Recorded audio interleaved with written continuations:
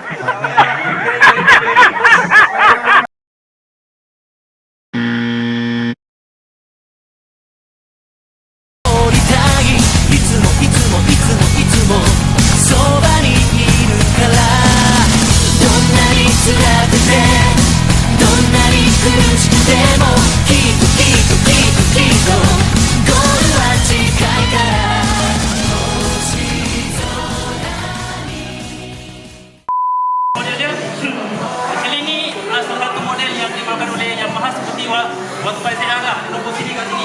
Ni ada nombor siri dia. So sekiranya kalau korang beli akan dapat nombor siri beginilah.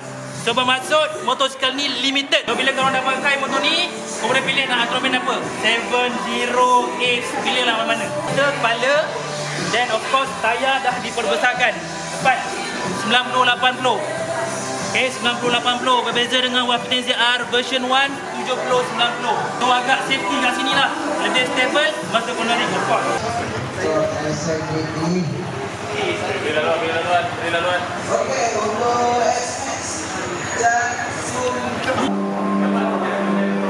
alah. Yang tadi. Oh, the trick. Odo trick.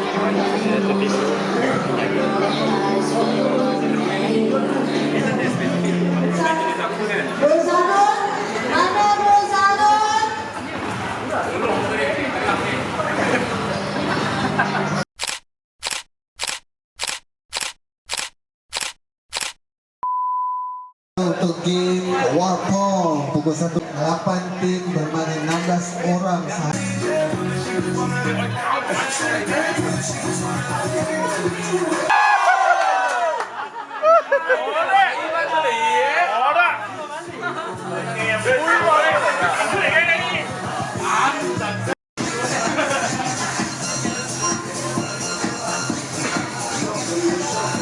Man. Hei, jauh itu sasar tu.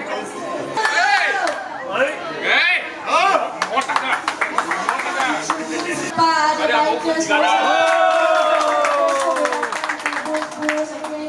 sana bus, dari Istanbul dan test ride. Okey, kalau anda nak test ride boleh register.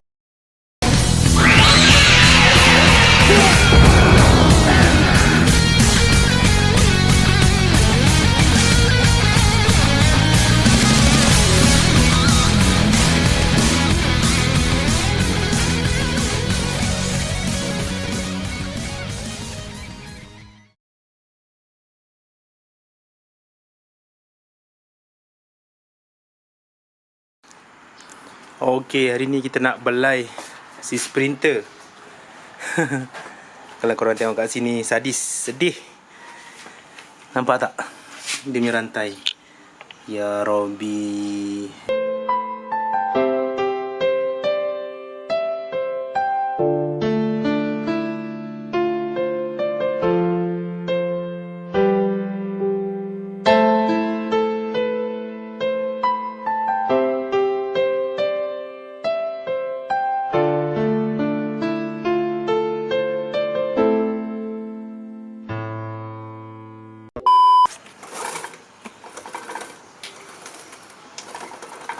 Okey, sekarang kita cuba bersihkan dia. Saya menggunakan patlo. Okey. Ini degreaser lah. Kita cuba tengok.